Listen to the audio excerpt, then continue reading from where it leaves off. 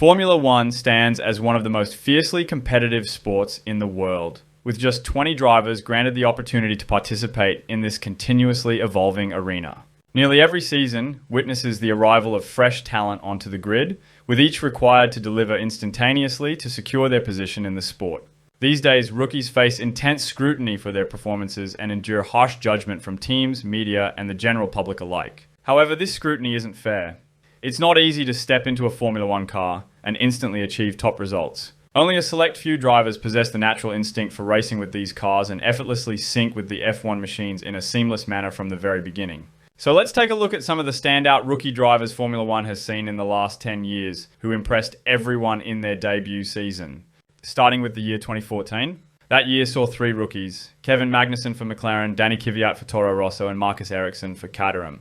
Based on their performances, I'd say Kevin was the standout rookie of that season. He replaced Sergio Perez at McLaren and had the highly experienced 2009 world champion Jenson Button as his teammate, making it a challenging year for Kevin. However, he performed admirably, securing a second-place podium finish ahead of Button in his debut race at the Australian Grand Prix.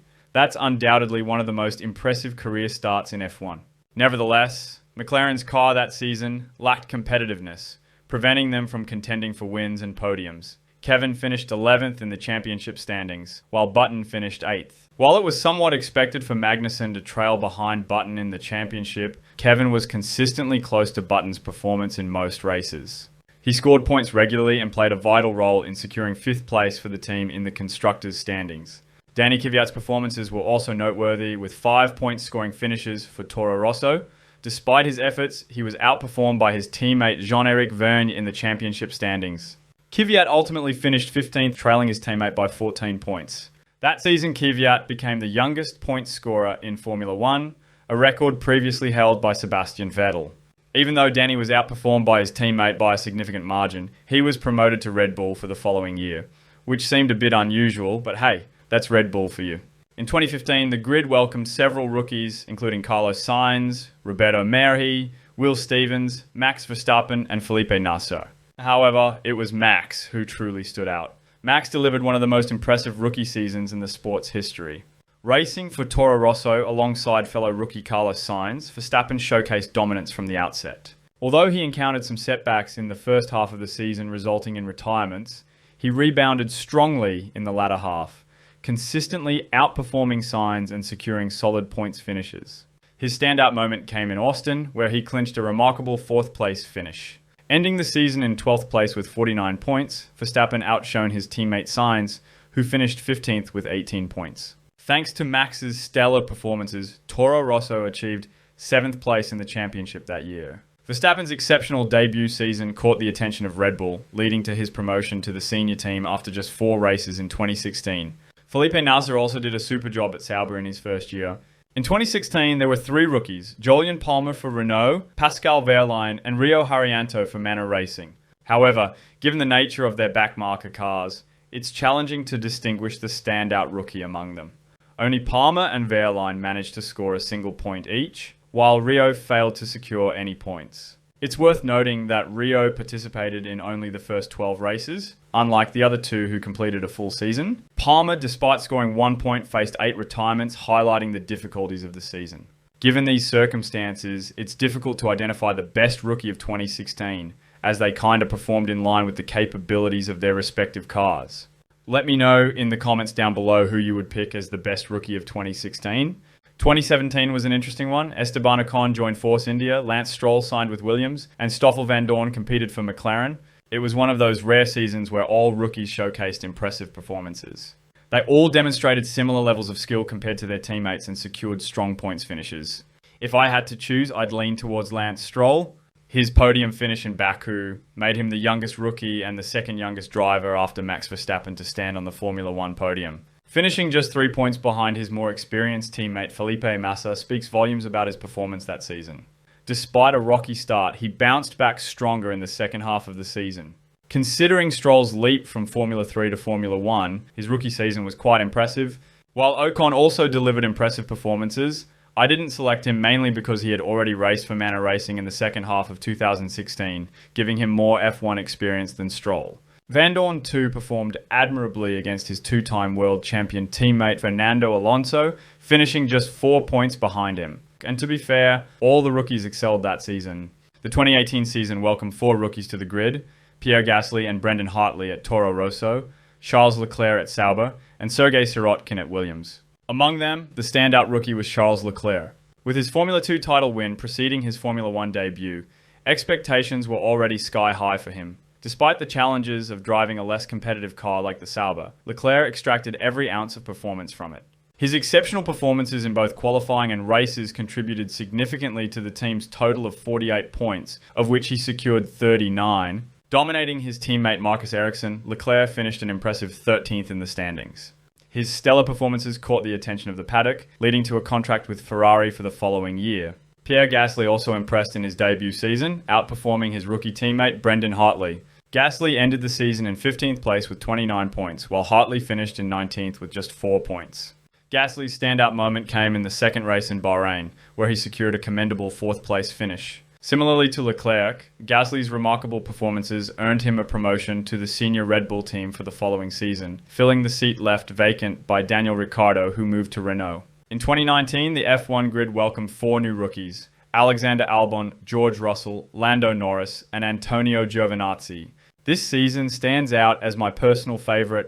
I doubt we'll witness such a talented rookie lineup again anytime soon. It's challenging to single out just one standout rookie from this exceptional group.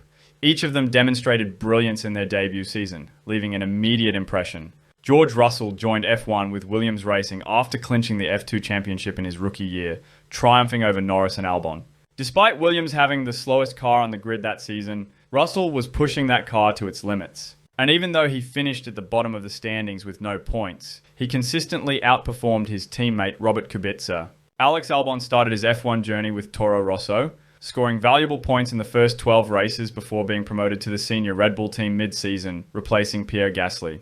Although he was outqualified by his more experienced teammate Danny Kvyat for the most part, his promotion to Red Bull came as a surprise. And while he was nowhere near his teammate Max Verstappen, he adapted surprisingly well to the notorious Red Bull and came agonizingly close to a podium finish in Brazil, only to be knocked down to 14th after contact with Hamilton. Impressed by his performances, his contract was extended by Red Bull for 2020. Lando Norris also enjoyed an outstanding rookie season, displaying strong pace despite being overshadowed by his teammate Carlos Sainz in the standings. Norris outqualified Sainz on many occasions, showcasing his potential, and had the highest finishing position of 6th. In contrast to his counterparts, Antonio Giovinazzi's rookie season may have seemed less impressive, particularly with Kimi Räikkönen as his teammate. While Räikkönen finished 12th in the standings, Giovinazzi ended up in 17th place. He scored his best result of the season in Brazil, where he finished 5th. I am not going to pick best rookie for that season, but let me know your favourite one in the comments below. In 2020, Nicholas Latifi joined the grid with Williams, where his teammate was to be George Russell. Latifi found himself out-qualified by George in 8 out of 10 races where they both finished the race, making for a challenging start to his Formula 1 career. In a way, Latifi emerged as the best rookie of the season, given that he was the only rookie driver that year. For the 2021 season, 3 rookies joined the grid straight from Formula 2, including 2020 F2 champion Mick Schumacher, second runner-up Yuki Tsunoda, and Nikita Mazepin. Yuki partnered with Pierre Gasly at AlphaTauri. Despite Gasly's phenomenal season, Tsunoda faced early struggles with the car, though he managed to score points on his debut race. His season saw 7 points finishes, with a career-best 4th place in the final race in Abu Dhabi. While Gasly finished 9th in the standings with 110 points, Tsunoda finished 14th with 32 points. Overall, Tsunoda's rookie season was decent, not extraordinary, but not disappointing either. As for Mick and Nikita, they faced a unique challenge at Haas. The team continued with the previous year's car, making it the slowest on the grid by a significant margin. Consequently, both drivers failed to score any points. Statistically, Schumacher appeared to be the faster driver, consistently showing better pace and achieving a highest finishing position of 12th, whereas Mazepin seemed more error-prone with a highest finish of 14th. Choosing the standout rookie of the season is challenging due to the unfair circumstances. Since Schumacher and Mazepin were in the slowest cars on the grid, I'll leave it to you guys to decide who you think performed better among the 3. If I had to pick, I'd go with Yuki. In 2022, there was only one rookie driver, Zhou Guanyu, who made history as the first Chinese F1 driver. Zhou joined the Alfa Romeo team, partnering with Valtteri Bottas. With massive regulation changes in Formula One that season, the field was expected to be highly competitive, and Alfa Romeo had developed a decent car capable of competing for points. Despite securing a point finish in his debut race, Zhou only managed to score points in 2 other races and struggled to match the pace of his teammate. While Bottas finished 10th in the standings, Zhou ended up in 18th place. While it wasn't a disastrous rookie season, Zhou's performance felt somewhat underwhelming compared to what his teammate achieved with the car. Additionally, he faced numerous car issues throughout the season and suffered a huge crash in Silverstone, which kind of had an impact on his rhythm. In 2023, 3 rookies graced the grid: Oscar Piastri, the 2021 F2 champion who had been waiting on the sidelines for a year, Logan Sargeant transitioning from Formula 2, and Nick de Vries coming from Formula E. It was quite obvious which rookie shone the brightest, and it was none other than Oscar Piastri. He captivated everyone with his exceptional racecraft, composed demeanor, and soft-spoken radio messages. I don't know what he was doing. I was there and just turned in like I didn't exist. Joining McLaren alongside Lando Norris, it wasn't going to be an easy task for Piastri. Previously, Lando had consistently outperformed his more experienced and multiple race-winning teammate Daniel Ricciardo for 2 consecutive years. However, Piastri handled the pressure admirably and challenged Norris head-on. He matched Lando's pace, staying consistently close to him, and even out-qualified him a few times. To everyone's surprise, Piastri secured a race victory, technically a sprint win, a feat Lando failed to achieve in 5 years. And considering the ultra-competitive nature of Lando, that must have bothered him a lot. Moreover, Piastri secured podium finishes in Japan and Qatar. Despite Lando outperforming him overall and finishing higher in the standings, Piastri gave him a tough competition, keeping him on his toes. After witnessing his remarkable potential, McLaren extended Oscar's contract until the end of 2026, even though there was 1.5 years remaining on his existing contract. Logan Sargeant, the other rookie, struggled with the car and consistently lagged behind his teammate Alex Albon throughout the whole season. He scored his first point in Austin and became the first American driver to score a point in F1 in 30 years. While making quite a few mistakes, Sargeant displayed signs of improvement in the latter part of the season, leading to his contract extension for 2024. One rookie who wasn't so lucky was Nick de Vries. Despite his impressive past accomplishments as a Formula 2 and Formula E champion, Nick faced a different fate in Formula 1. Anticipated to outshine Yuki Tsunoda and lead the AlphaTauri team, Nick found himself being consistently outperformed by his teammate. After failing to recover, he was replaced by Daniel Ricciardo just 10 races into the season, showcasing the unforgiving nature of the sport and the limited opportunities for drivers to prove themselves. And that's it for this video, guys. If you enjoyed it, give it a like and don't forget to subscribe. Support the channel by joining the membership. Also, comment down below your favorite rookie in the last decade, and I'll see you guys in the next video.